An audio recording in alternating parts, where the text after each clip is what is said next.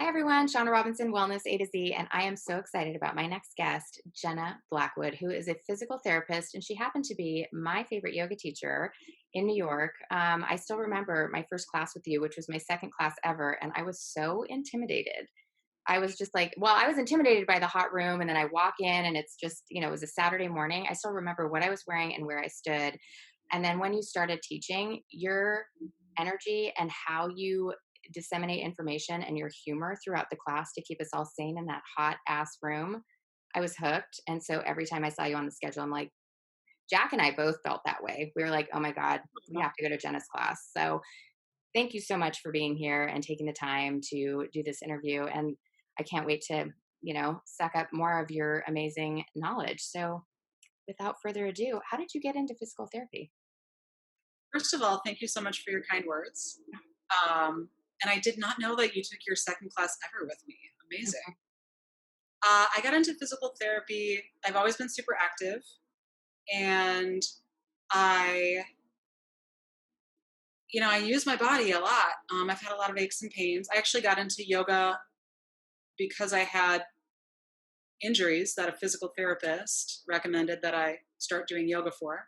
I did yoga for a long time, and it was actually hurting myself in yoga trying to heal my body from my other sports We've all been injuries there. Hmm. that made me realize that I needed to learn more. And then I gradually got my doctorate in physical therapy.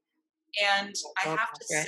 say, I think that if I would have looked back, if someone would have said to me 15 years ago, oh, yeah, you're going to go back to school, you're going to get like a full bachelor's degree and a doctorate and be a physical therapist, I would have been like, you're crazy. But it just happened. It's amazing. And I always loved learning from you. Every time we would take class, it was like, all right, class is in session, not just like the physical asana part of it, but just like learning what you would, move your hip this way. This is what it is. And we were just talking about this, you know, kind of the repetitive motion may not be good for, some people and, just all of the corrections that you had. So it was amazing. So, given that we're not necessarily able to be as active as we once were, we can't go to yoga studios, we aren't going to gyms. What are you doing to stay active during this time? I'm doing, I live in Brooklyn. I live in maybe 700 square foot apartment, although we're super lucky because we have two small bedrooms. So my That is husband can great. work in one and I can not be in that room. So I have a little space. I actually had speaking of repetitive injuries, I had a hip cartilage tear. Sounds painful. And yeah, it was painful. I had that for maybe 3 or 4 years. And I got that repaired last September. So what I'm doing right now, I'm still not running. I do love running, but I'm not running because I'm still rehabbing that. So I'm doing a lot of city biking, keeping my social distancing rules and wearing my mask. And then I'm just doing a lot of kind of body weight exercises, some gentle stretching, and trying to spend the time as much as I can using my mind to help my body feel better by listening to what it needs on a daily basis, as opposed to wishing that I could do something that, I have in my mind that I should be doing, like going to the gym or running or XYZ, whatever. That makes sense. I mean, when you say you use your mind, are you also meditating as well? Absolutely. I am a huge proponent of meditation. That's part of my morning routine. It was hard for me for a long time to start doing meditation without attaching it to a physical practice, if that makes sense. Oh, it totally makes sense. I had a hard time with it too. Now I mean, Yeah, it's easier, but it was like, oh my God, what do you mean I'm not going to be doing yoga poses while I'm meditating? It was really exactly. hard. Hmm. Yeah, so I do that in the morning. My routine is I get up, I do 10 minutes of just kind of free writing to get my mind cleared out, because I find for myself in meditation, if I don't do that, I have a harder time, Yeah, getting I settled agree. into the meditation. And I do 10 minutes of meditation. I usually do some tarot. Then I do, whatever kind of stretching and warm up that I need to do to have myself feel good. Foam rolling. Sometimes I have a Theragun. Do you know what that is? Oh yeah. Yeah, so I'll use the Theragun if I need to. And then if I feel like I want to go outside and go for a walk, or if my body feels like it wants to do a little like gentle bike ride, I'll do that. And then I come in and kind of settle into the rest of my day. I was always like, I didn't know if a Theragun, I mean, it's great that you're giving it your seal of approval. What is it about the Theragun that you like? Because I was like, oh, I don't know that that would actually be helpful. The thing I like about the Theragun, so one of the things as a physical therapist that I work the most on with people um, is having the right tissue mobility so that they can use their muscles and their joints appropriately. And with the Theragun, the thing that I really like about that particular device is that it's got a lot of different attachments. So it's not just like, oh, it's got this one round head and then you just kind of like bang on your leg with it. It's got something where you can like work on a different angle of the IT band, for example, or a small attachment where you can do like more trigger point work. I also think for a lot of people, they will overuse something like a Theragun and then not do the work that you need to do afterwards. So once you have the mobility in the tissue, then you need to do some stability or strengthening exercises so that that restriction doesn't keep coming back. Because a lot of times the restriction is actually the muscle or the tissue being tight because either you weren't moving correctly or you're not strong or stable enough, so the muscles start to tighten up. So as a person that uses a Theragun, I use it on my tissues, but then I make sure that I do the work afterwards so that I don't keep having the same kind of problems and create a pathology. That makes, I mean, it totally makes sense. So one of the best things that you ever said, and I use it often, is you called it computer asana. We're Yes, hunched. I'd love to talk, everybody's, they're not at their work desk. If they're working from home, they may be working on a couch, they may be working at a dining room table that isn't, I mean, what sort of, I mean, are there any sort of shoulder mobility things that you would suggest that people can do? Like really absolutely, easy? absolutely, yes. So one of the things about computer asana, and especially if you have, I'm going to move this back. So especially if you're in a setup where you don't have your, can you see my arms? Yes. Where your arms aren't able to be at a 90-degree angle, you end up with your shoulders in kind of a hunchy position. So one of the things that I'll tell people to do, and especially in New York, in our small, tiny apartments, you can take your pillow, and it can be like a bed pillow or a throw pillow, put that on your lap, and then you can set your arms so they're resting on an actual pillow. And then you can have yourself set up at your laptop in this position so you're not using your shoulders to hold your arms up. Another thing that I like people to do is every so often, you can do this in any chair. I'm in kind of a wingback chair, or not a wingback, but like a reading chair. So I'm just going to do it here. So you can get yourself, and I'll use my throw pillow so that I can sit up, get yourself to the back of the chair, and actually, I need two pillows because I'm kind of short. Get yourself up so the back of the chair would be right about where the middle of your shoulder blades are. And think about arching up and lifting up over the chair. So you're essentially supporting yourself in a thoracic back bend. When we're in this hunched position all day long, you can see how that puts a lot of stress on my neck, and I end up in this forward head position.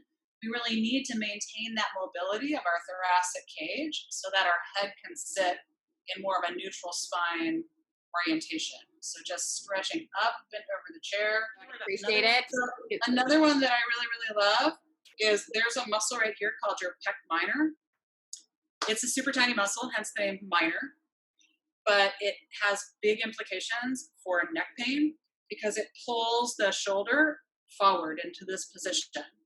So one of the things I'll do at night is I'll get on my foam roll long ways. So if I have like a long foam roller, I lay on it so that I'm supported long ways on the foam roller. And then I just let my arms hang off so that I can open up and stretch that pec minor.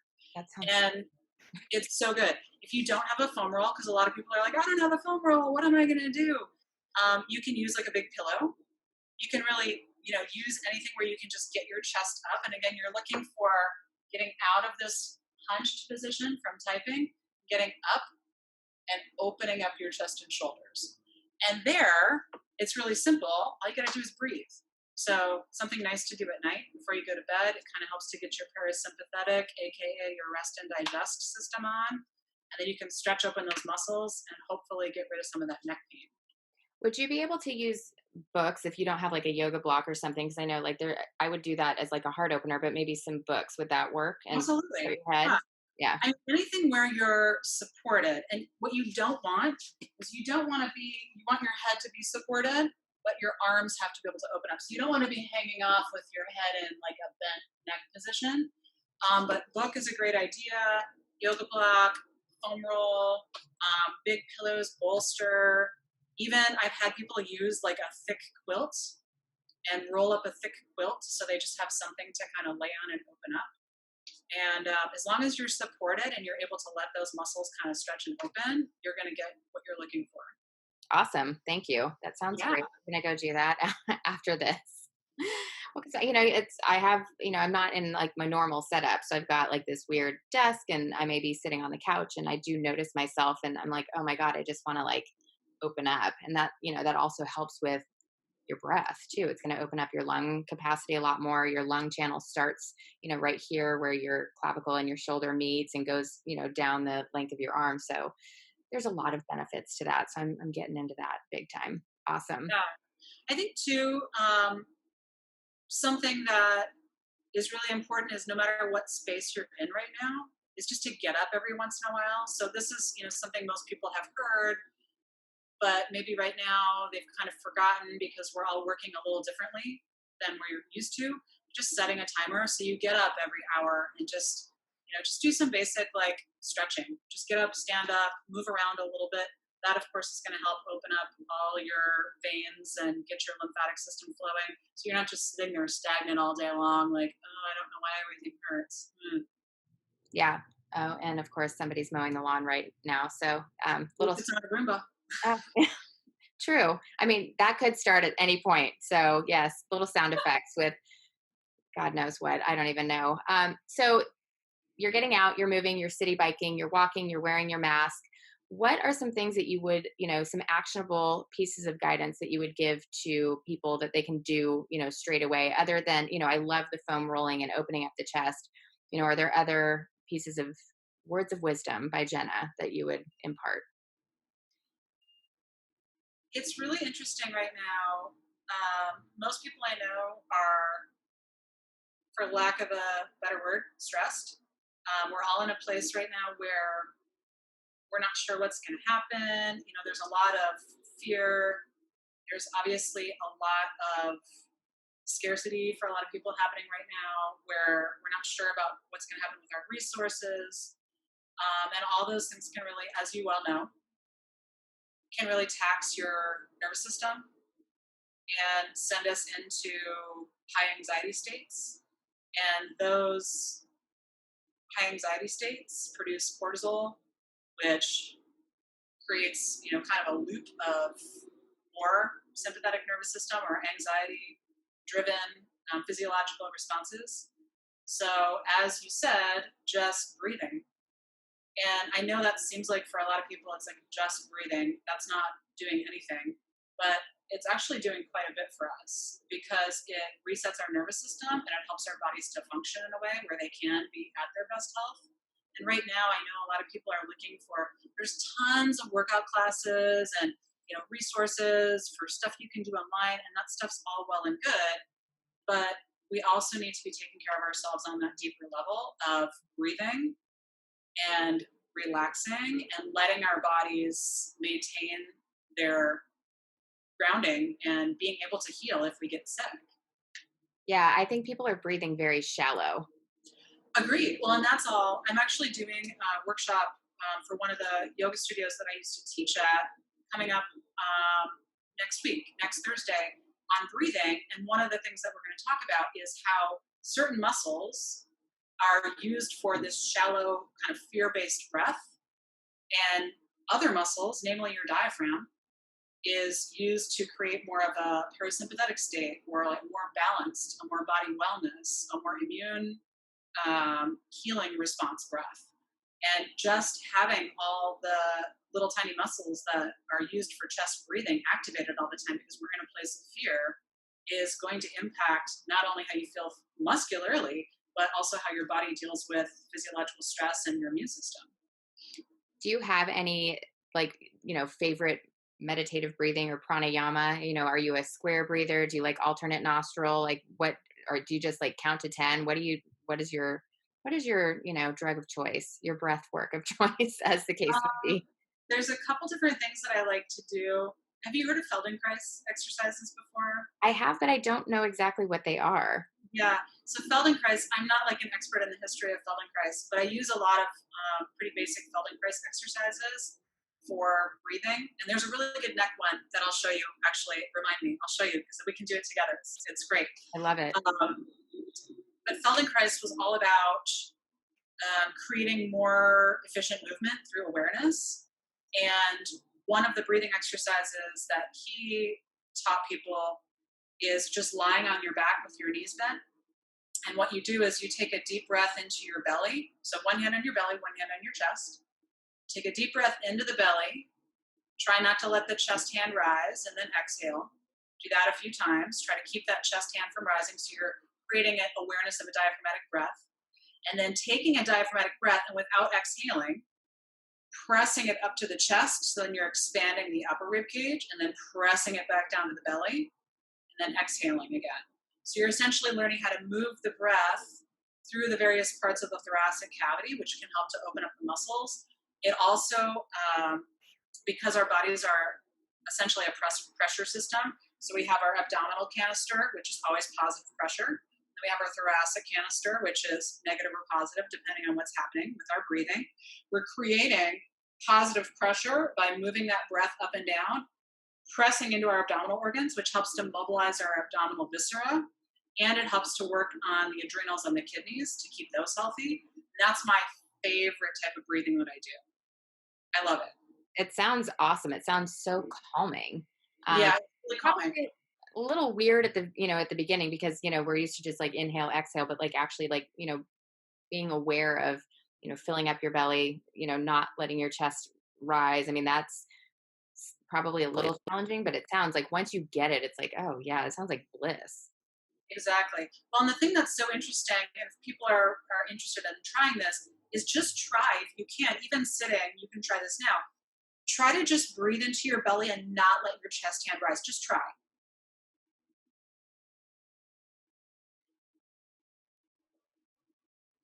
And naturally, with the way that our rib cage moves in breathing, there should be a natural rise of the chest. But most people, when they think, well, I'm going to breathe into my belly, the first thing that moves is their chest hand.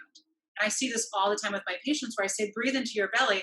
I say, take a deep breath into your belly. And they take a deep breath and the only thing that moves is here. And I say, that's not your belly. And then they look at me and they're like, and it can sometimes take them 5 minutes, 10 minutes to actually figure out like, oh, I can just breathe here. I've never done that before, or I haven't done that since, who knows when. So it is an interesting and calming breath, but it can take a little patience and skill. I'm totally into it. All right. So there's, the breath work, there's movement, getting up every hour.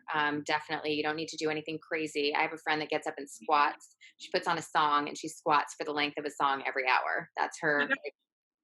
That's a good idea. Yeah, I love it. I was like, all right. I was doing jumping jacks while I was waiting for like something to boil. I'm like, we're just really getting old school. I won't be doing burpees. Like that is where I draw the line from it. Yeah, no, I hate burpees. no. Same. You My husband watches, he's home working, and he watches TV shows at night.